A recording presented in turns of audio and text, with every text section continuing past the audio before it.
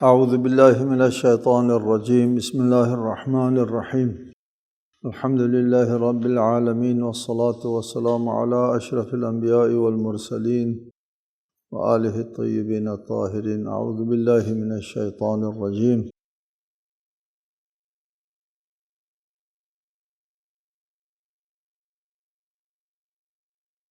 وقال یا بنی لا تدخلوا من باب واحد وادخلوا من ابواب متفرقہ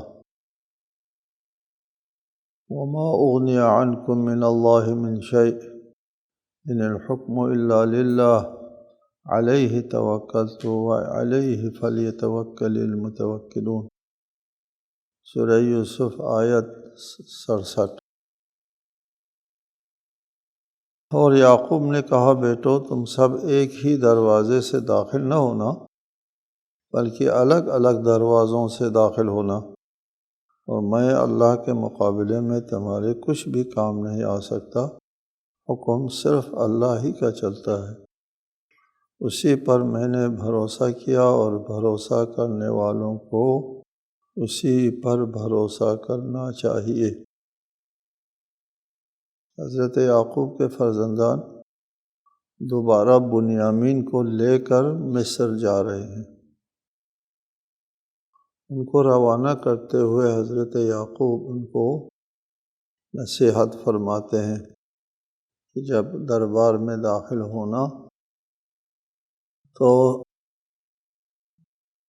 تمام برادران ایک ہی دروازے سے داخل نہ ہوں، مختلف دروازوں سے داخل ہو۔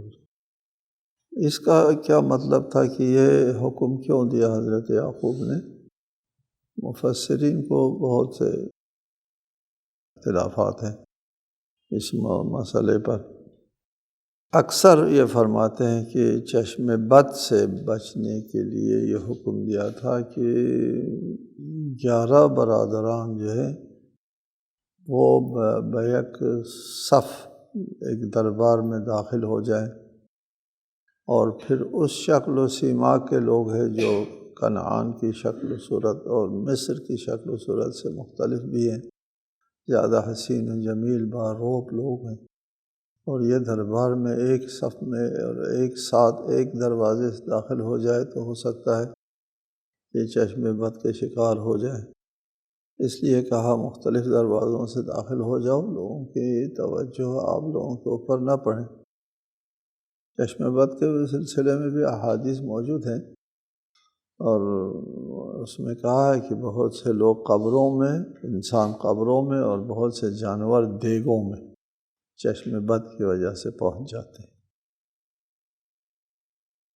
اور ایک یہ نظریہ ہے۔ دوسرا نظریہ یہ ہے کہ یہ حضرت یعقوب کو احتیاط کے لیے کہہ رہے تھے کہ کہیں ایسا نہ ہو کہ کوئی حادثہ پیش آ جائے، کوئی مسئلہ درپیش ہو تو پھر سب کو لیے نقصان نہ پہنچے۔ مختلف دروازوں سے جاتے ہیں تو پھر ایک آدھ کو نقصان ہوگا، باقی متاثر نہیں ہوں گے۔ بہرحال قرآن اس سلسلے میں خاموش ہے کہ حضرت یعقوب نے یہ نصیحت کیوں فرمائی تھی۔ اس نصیحت کے کرنے کے بعد جو نکتہ بیان فرمایا حضرت یعقوب نے وہ یہ ہے کہ یہ جو میں بات کر رہا ہوں کہ ایک دروازے سے سب برادران بیک وقت داخل نہ ہوں، مختلف دروازوں سے داخل ہوں، کا مطلب یہ نہیں ہے کہ اللہ تعالیٰ کا جو نظام ہے کائنات کے اوپر، اللہ کا جو حاکم نظام ہے، میں اس سے تم کو بچا کر کے کوئی اور نظام دے رہا ہوں، اس کے مقابلے کا کوئی نظام دے رہا ہوں، ایسا نہیں ہے۔ فرمایا کہ ایک نصیحت ہے، اس کے اوپر عمل کرو، لیکن اس کا مطلب یہ نہیں کہ اللہ تعالیٰ کے حکم اور نظام سے وَمَا أُغْنِي عَنْكُم مِّنَ اللَّهِ مِن شَيْءٍ، اللہ سے بے نیاز نہیں کر سکتا۔ ہم بھی جب بھی کوئی احتیاطی تدابیر اختیار کرتے ہیں تو اس کا مطلب یہ نہیں ہے کہ ہم اللہ کے نظام کے مقابلے میں اپنا نظام قائم کرنا چاہتے ہیں، ایسا نہیں ہے۔ بلکہ خود اللہ تعالیٰ کے وضع کردہ نظام کے تحفظ میں جانا چاہتے ہیں۔ یہ جو تدبیر ہے، چشم بد بھی خداوند عالم کے اس کائنات میں موجود نظام کا ایک حصہ ہے۔ اس طرح اس کا اثر ہوتا ہے، اس کا جب اثر ہوتا ہے تو پھر اس سے بچو۔ اس سے بچنا اللہ سے بے نیازی کا مطلب نہیں ہوتا، اللہ ہی کے نظام میں اور اللہ تعالیٰ ہی کے تحفظ میں جانا ہوتا ہے، نہیں کہ اللہ کے مقابلے میں تحفظ دینا ہوتا ہے۔ یہی سوال آتا ہے انسان کے تقدیر کے اوپر کہ ایک تقدیر ہے اللہ تعالیٰ کی طرف سے، آگے آیات ہے اس کے ذیل میں ہم تقدیر کے اوپر مفصل بات کریں گے۔ اللہ تعالیٰ کی تقدیر موجود ہے، لیکن تقدیر کا مطلب یہ نہیں ہے کہ ہم مجبور ہیں، اور یہ بھی مطلب نہیں ہے کہ آپ تقدیر کے مقابلے میں تدبیر کریں گے تو وہ اس کے مقابلے میں ہے، نہیں، آپ تقدیر کے ساتھ چلتے ہوئے تدبیر کریں گے، نہ تقدیر کے مقابلے میں۔ مثال دیتا ہوں کہ حضرت علی علیہ السلام ایک دیوار کے پاس تشریف فرما تھے، اوپر سے مٹی گرنا شروع ہو گئی، لگا کہ دیوار گرنے والی ہے، تو آپ ہٹ کر کے دوسری طرف تشریف لے گئے، تو لوگوں نے کہا اتفر یا علی من قضاء اللہ، آپ تقدیر سے بھاگ رہے ہیں، قسمت میں اگر اس دیوار کے نیچے دیوار آپ کے اوپر آنا ہے تو پھر ہر صورت میں آ جائے گی، نہیں آنا ہے تو نہیں آئے گی، ادھر سے ادھر بھاگ کے جانے کی کیا فائدہ ہے؟ سادہ لوگوں نے یہ بات اٹھائی، جواب میں آپ نے فرمایا افر من قضاء اللہ الی قدرہ، اللہ تعالیٰ کے اٹل فیصلے سے اس کے تقدیر کی طرف جا رہا ہوں۔ اللہ کا اٹل فیصلہ ہے گرنے والی دیوار کے نیچے بیٹھو تو دیوار اوپر آ جائے تو پھر انسان کا ہلاک ہونا اٹل فیصلہ ہے اللہ۔ کسی کے سر میں گولی لگے اس کا مرنا اٹل فیصلہ ہے اللہ۔ قضاء اس فیصلے کو کہتے ہیں جو اٹل ہے، تقدیر اس فیصلے کو کہتے ہیں جس پر نظر ثانی ہو سکتی ہے۔ لہٰذا اس دیوار سے اٹھ کر کے دوسری دیوار کی طرف جانا اللہ تعالیٰ کے نظام سے بے نیازی اور اللہ کے مقابلے کے اللہ کے نظام کے مقابلے میں اپنی تدبیر لانا نہیں ہے۔ حضرت یعقوب یہ فرما رہے ہیں جی، یہ اللہ سے بے نیازی کی بات نہیں کر رہا ہوں، میں اللہ سے تم کو ایک ذرہ برابر بے نیاز نہیں کر سکتا۔ یہ جو تدبیر اختیار کرنا ہوتا ہے یہ خود اللہ تعالیٰ کے اپنے نظام کے اندر تحفظ حاصل کرنا ہے، چشم بد سے بچنا، کسی ضرر سے بچنا، کسی گرتی ہوئی دیوار سے بچنا، اور دوسری طرف جانا جو ہے وہ اللہ کے نظام کی طرف جانا ہے کہ اللہ کا نظام یہ ہے کہ نیچے رہو تو اس کو ہلاک ہو جاؤ گے، ادھر جاؤ تو بچ جاؤ گے۔ یہ اللہ تعالیٰ کی تقدیر۔ ان الحکم الا للہ، فیصلہ اللہ کے ہاتھ میں ہوتا ہے۔ یہ کیا کچھ ہونا اللہ تعالیٰ کے دو فیصلے ہیں، جیسا کہ ابھی اشارہ کیا، ایک قضا ہے اور ایک قدر ہے۔ کسی موقع پر تفصیلاً بات کروں گا، یہ اس موضوع پر گفتگو کرنے کا موقع نہیں ہے۔ ان الحکم الا للہ، فیصلہ کرنے کا حق اللہ تعالیٰ کو حاصل ہے، اسی کے فیصلے کے مطابق کام ہوگا، اور تم کو حفاظت تم دینے والا اللہ تعالیٰ کی ذات ہے۔ میرے اس تجویز سے ضروری نہیں ہے کہ تم کو تحفظ ملے، ہو سکتا ہے کہ چشم بد سے تحفظ ملے اس تجویز سے، کسی اور مشکل سے تحفظ ملنا ضروری نہیں ہے۔ ان الحکم الا للہ علیہ توکلت، یہ تدبیر دے کر میں اللہ کے مقابلے میں کوئی نظام نہیں دے رہا ہوں، بلکہ اسی پر بھروسہ کر رہا ہوں۔ وعلیہ فلیتوکل المتوکلون، پہلے آپ کو بتایا کہ توکل کا مطلب کیا ہوتا ہے۔ توکل کا مطلب جو ہے وہ اللہ تعالیٰ کے اپنے وضع کردہ علل و اسباب پر بھروسہ کرنا ہوتا ہے، اور اللہ تعالیٰ کے وضع کردہ نظام کے مطابق چلنا۔ اور پھر اس کے بعد اس کے ماورا میں، علل و اسباب کے ماورا میں ایک حکم اور الہی فیصلہ چلتا ہے اس علل و اسباب کے ماورا میں۔ جیسا کہ کل بھی کہا، علل و اسباب یہ ہے کہ آپ کھیتی باڑی کرتے ہیں، بیج ڈالتے ہیں، کھاد ڈالتے ہیں، پانی ڈالتے ہیں، ہل چلاتے ہیں، سارا کام کرتے ہیں۔ پھر اس کے بعد یہ جو میرے ہاتھ میں جو علل و اسباب موجود ہیں، اس کے ماورا میں آخری نتیجہ دینے کے لیے آرام سے سو جاتا ہوں، اللہ پر بھروسہ کر کے، ٹھیک ہے، کہ انشاءاللہ سیلاب نہیں آئے گا، انشاءاللہ زلزلہ نہیں آئے گا، انشاءاللہ کوئی بجلی نہیں گرے گی، انشاءاللہ کوئی تودہ نہیں گرے گا، کوئی تباہی نہیں آئے گی، نہیں ہوگا۔ اللہ پر بھروسہ نہیں کہ یہ سارا کام کر کے ساری رات سوچتے رہیں کہ پتہ نہیں کیا ہوگا کیا نہیں ہوگا، ہو سکتا ہے یہ توکل کے خلاف، ٹھیک ہے۔ آپ اپنی تعلیمی زندگی میں اور کل میدان میں جب آپ قدم رکھیں گے تو اس وقت آپ اپنے ہاتھ میں جو علل و اسباب موجود ہیں اس کے اوپر عمل کریں گے، ٹھیک ہے۔ جن سے اللہ تعالیٰ نے روکا ہے، منع کیا ہے، نہی کی ہے، ان سے بچیں گے، جھوٹ نہیں بولیں گے، بہتان نہیں باندھیں گے، کسی کے خلاف سازش نہیں کریں گے، کسی مومن یا کسی مسلمان کے خلاف نہیں سوچیں گے، برائے خدا گفتگو کریں گے، بات کریں گے۔ پھر میں اگر برائے خدا بات کروں، گفتگو کروں اور جھوٹ نہ بولوں تو میرا کام کیسے چلے گا؟ یہ توکل کے خلاف، اللہ کے حکم کی نافرمانی کر کے کام چلانا چاہتے ہیں آپ۔ اس کا مطلب یہ ہوتا ہے اللہ میاں سے آپ عملاً کہہ رہے ہوتے ہیں کہ جی آپ کو کیا پتہ ہمارے معاشرے میں کام کیسے چلتا ہے، جھوٹ بولے بغیر کوئی کام چلتا ہے یہاں؟ جھوٹ تو بولنا پڑتا ہے۔ اللہ سے آپ کہہ رہے ہیں جھوٹ تو بولنا پڑتا ہے، اس کے بغیر ہمارا کوئی کام نہیں چلتا، جھوٹ بول لیتے ہیں کام چلانے کے لیے۔ پھر اللہ پر تکیہ نہیں کیا، اپنا وضع کردہ جو نظام ہے جو جھوٹ پر مبنی، اس پر تکیہ کیا۔ یہ توکل کے خلاف، اللہ پر بھروسہ نہیں ہے میرا آپ کو۔ اللہ پر بھروسہ یہ ہے کہ آپ اپنی بات کریں، اپنے وسائل استعمال کریں، محنت کریں اور مشقت کریں، اور پھر اس کے بعد محنت اور مشقت کے بعد برائے خدا اپنی بات ڈال دیں۔ پھر اس کے بعد کیا بنے گا میرا؟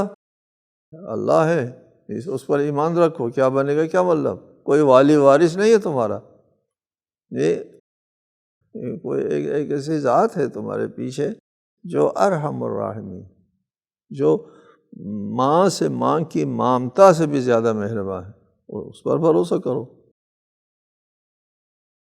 وعلیہ فلیتوکل المتوکلون۔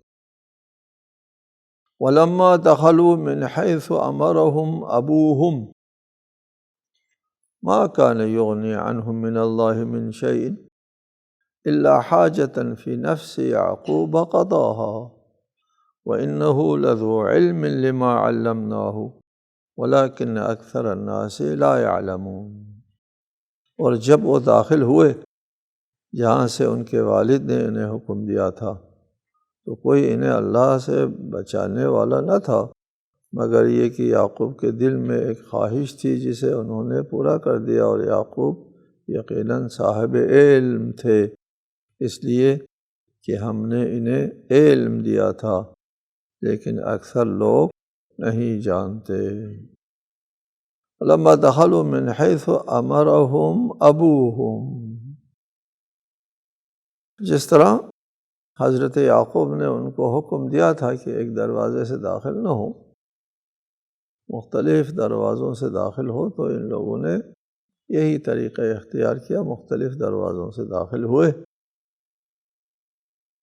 ایک دروازے سے داخل نہ ہوئے۔ دخلوا من حیث امرهم ابوہم ما کان یغنی عنہم من اللہ من شیء، وہ ان کو اللہ سے بے نیاز نہیں کر سکتا تھا، بس وہی چیز، یہ جو تجویز دی تھی حضرت یعقوب نے، ہم فرض کر لیتے وہی چشم بد ہے وہ زیادہ قرین قیاس وہی ہو سکتا ہے کہ چشم بد ہو۔ تو حضرت یعقوب نے چشم بد سے بچنے کے لیے جو تدبیر اختیار فرمائی تھی، چشم بد اللہ تعالیٰ کے اس نظام میں موجود ایک مسئلہ ہے، اس سے بچنے کے لیے بھی حکم ہے، بچو، بد سے بچو۔ اس بچنے کے لیے تدبیر جو اختیار فرمائی، اس سے، اس تدبیر کی وجہ سے اللہ کا اگر کوئی اٹل فیصلہ ہوتا تو اس سے یہ تدبیر نہیں بچا سکتی تھی۔ ما کان یغنی، وہ بے نیاز نہیں کر سکتا تھا عنہم من اللہ من شیء، اللہ سے بچانے والا کوئی نہ تھا، مگر یہ کہ ایک خواہش تھی حضرت یعقوب کے دل میں، وہ خواہش پوری ہو گئی۔ اللہ تعالیٰ کے حکم سے، اللہ تعالیٰ کے نظام سے بچانے کے لیے جو تدبیر تھی، یہ تدبیر اللہ کے فیصلے سے نہیں بچا سکتی تھی اگر یہ تدبیر اللہ کے فیصلے کے ساتھ متصادم ہوتی۔ جی، اس طرف سے اللہ تعالیٰ کا اٹل فیصلہ ہے، اور یہ کوئی اس اللہ کے اٹل فیصلے کے مقابلے میں کوئی تدبیر کرتا ہے۔ بس اوقات انسان کوئی تدبیر کرتا ہے تو وہ بقول عربی میں حتی یکون الحتف فی التدبیر، اسی تدبیر ہی کے اندر اس کی موت ہوتی ہے۔ جی، وہ بمباری سے بچنے کے لیے خندق میں جاتا ہے، خندق میں سانپ ہوتا ہے، سانپ سے مر جاتا ہے۔ ٹھیک ہے، ایک آدمی 14 منزلہ عمارت سے نیچے گرتا ہے، بچ جاتا ہے، نہیں مرتا، خوشی سے دوڑتا ہے سڑک کی طرف، اور سڑک میں گاڑی سے ٹکر اور مر جاتا ہے۔ گاڑی کی ٹکر کی وجہ سے وہ اس سے نیچے اترتا، گر جاتا ہے، 14 منزلہ عمارت سے گرتا ہے، نیچے کوئی ریت ویت پڑی ہوئی تھی اس پر گرتا ہے، نہیں مرتا، اٹھ کے بھاگ جاتا ہے، اس گاڑی کے ساتھ جو ہے اس کا ٹکراؤ ہوتا ہے، مر جاتا ہے۔ اس قسم کے بہت سے واقعات ہوتے ہیں کہ تدبیر ہی کے اندر موت واقع ہوتی ہے، اسی تدبیر میں موت ہے۔ یہ تدبیر اللہ تعالیٰ کے اٹل فیصلے کے ساتھ ٹکراؤ میں تدبیر کام نہیں دیتی۔ اور اگر یہی مطلب یہاں بیان کرتے ہیں کہ اللہ کے نظام سے تدبیر بچا نہیں سکتی اگر اللہ کے نظام کے ساتھ ٹکراؤ میں ہے، لیکن ٹکراؤ میں نہیں ہے یہ تدبیر اللہ کے اٹل فیصلے کے ساتھ، تو پھر حضرت یعقوب کی خواہش پوری ہو جاتی ہے، یا آپ کی بھی خواہش پوری ہو جاتی ہے جب اللہ کے اٹل فیصلے کے ساتھ آپ کی تدبیر کا ٹکراؤ نہیں ہے۔ آپ کو حکم بھی ہے تدبیر نہ کرنے کا، نہیں ہے اس کا، نہیں، اللہ تعالیٰ کا اٹل فیصلہ ہے، تو آپ سے کہا ہے کہ ہو سکتا ہے اللہ تعالیٰ کا اٹل فیصلہ ہو میری تدبیر کے اندر، لہٰذا میں تدبیر نہیں کرتا، ایسا بھی نہیں ہوتا۔ آپ کو لیے حکم یہ ہے آپ اپنی تدبیر کریں، اللہ تعالیٰ کے وضع کردہ کائناتی علل و اسباب کو بروکار لایا کریں ہمیشہ، جی، اور پھر اس کے بعد اس تدبیر کے مطابق اللہ کا اٹل فیصلہ آڑے آتا ہے نہیں آتا ہے، اس پر اللہ کے اوپر بھروسہ کرو، آتا ہے، اس کا حکم ہے، اس کا فیصلہ ہے، قبول کرو، آمنا وصدقنا، راضی برضا ہو جاؤ، اور اگر آپ کی تدبیر کارگر ثابت ہوتی ہے الحمدللہ کہہ دو۔ الا حاجۃ فی نفس یعقوب قضاها، یعقوب کے نفس میں ایک خواہش تھی، وہ خواہش پوری ہو گئی۔ وَإِنَّهُ لَذُو عِلْمٍ لِمَا عَلَّمْنَاهُ، حضرت یعقوب جو ہے وہ صاحب علم تھے، اس لیے کہ ہم نے انہیں علم تعلیم دی تھی، وَلَكِنَّ أَكْثَرَ النَّاسِ لَا يَعْلَمُونَ۔ وَلَمَّا دَخَلُوا عَلَى يُوسُفَ آوَى إِلَيْهِ أَخَاهُ قَالَ إِنِّي أَنَا أَخُوكَ فَلَا تَبْتَئِسْ بِمَا كَانُوا يَعْمَلُونَ۔ اور جب یہ لوگ یوسف کے ہاں داخل ہوئے تو یوسف نے اپنے بھائی کو اپنے پاس جگہ دی، کہا بے شک میں تیرا ہی بھائی ہوں، بس ان لوگوں کے سلوک پر ملال نہ کرنا۔ سب داخل ہوتے ہیں بنیامین کو ساتھ لے کر، ظاہر ہے کہ وہ اپنے بھائی بنیامین کو پہچان لیتے ہیں۔ آوا الیہ، آوا یا مأوا، جگہ دی اپنے پاس، پاس بلا دیا، پاس بٹھا دیا۔ اور قرآن تو پوری کہانی نہیں بیان کرتا نا، وہ بیچ میں حلقے ان کہانی کے وہ چھوڑ دیتے ہیں، جو وہ سامع کو پتہ چلتا ہے کہ کون کون سے حلقے یہاں پر غیر مذکور ہیں۔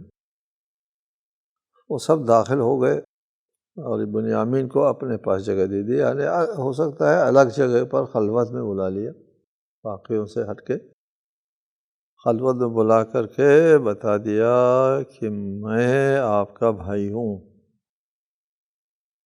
یقیناً بنیامین کے خواب و خیال میں بھی نہیں تھا کہ یوسف کو تو بھیڑیا نے کھا لیا ہے، میرا ایک بھائی تھا یوسف نام کا، اس کو بھیڑیا نے کھا لیا، وہ تو اس جہاں میں نہیں ہے اس کے مطابق۔ لیکن حضرت یوسف نے ان کو پورا واقعہ سنایا ہوگا، اطمینان دلایا ہوگا، میں تیرا بھائی ہوں، بھیڑیا نے نہیں کھایا، میرے ساتھ یہ ہوا، اور یہاں پر میں اس وقت مصر کی حکومت کے اوپر میں بیٹھا ہوں۔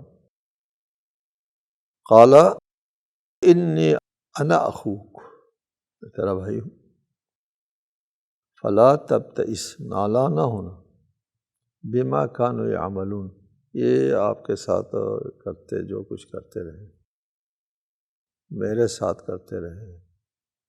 اس کی دو توجہ کرتے ہیں، ایک تو یہ ہے کہ حضرت بنیامین کو پتہ چل گیا کہ کیا کیا زیادتیاں ہوئیں میرے بھائی کے ساتھ، اور اب یہاں عزیز مصر بن گئے ہیں، تو فلا تبتئس، اس پر نالاں نہ ہونا، میرے ساتھ جو کچھ ہو گیا اس کو وہ کرے، نظر انداز کرے۔ ایک تفسیر یہ ہے۔ دوسری تفسیر یہ ہو سکتی ہے کہ بنیامین کے ساتھ آگے کچھ زیادتیاں ہونے والی ہیں وقتی مصلحت کے تحت، بنیامین کو چور کی طرح پکڑ لیا جائے گا اور بند کر دیا جائے گا، آگے یہ واقعہ آتا ہے، ہو سکتا ہے اس کی طرف اشارہ ہو، فلا تبتئس بما کانوا یعملون، لوگ جو کچھ تمہارے ساتھ کرنے والے ہیں ان کے اوپر نالاں نہ ہونا، یہ ایک تفسیر ہے۔ پہلی تفسیر یہ ہے کہ جو کچھ میرے ساتھ تمہارے ساتھ ہوا اس پر نالاں نہ ہونا، اور دوسری تفسیر یہ ہے کہ جو کچھ تمہارے ساتھ آگے ہونے والے ہیں اس پر نالاں نہ ہونا۔ فلما جہزہم بجہازہم جعل السقایۃ فی رحل اخیہ ثم اذن مؤذن ایتھا العیر انکم لسارقون۔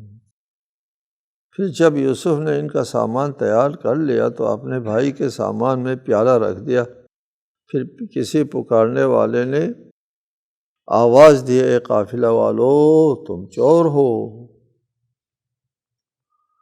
یہ ہے کہ ایک حیلہ اختیار کیا گیا بنیامین کو اپنے پاس رکھنے اور واپس نہ کرنے کے لیے، کہ جب ان کا سامان جو ہے وہ ان کو دے دیا گیا تو اس سامان میں بادشاہ کا پیالہ یا صواع الملک کہتے ہیں، بادشاہ کے پیمانہ جس میں وہ تولتے تھے، ناپتے تھے غلہ وغیرہ، وہ اس میں چلا گیا، اور پھر پیچھے ایک ندا دینے والے نے ندا دیا، ایتھا العیر، اے قافلہ والو تم چور ہو۔ پھر کل واقعہ انشاءاللہ بتائیں گے کہ وہ چور بنیامین نکل آئے اور پھر بنیامین کو گرفتار کیا گیا اور یوسف نے اپنے پاس بٹھا لیا گرفتار کر کے، ان کو باقی کو بھیج دیا۔ تفصیل انشاءاللہ آئندہ۔ السلام علیکم ورحمۃ اللہ۔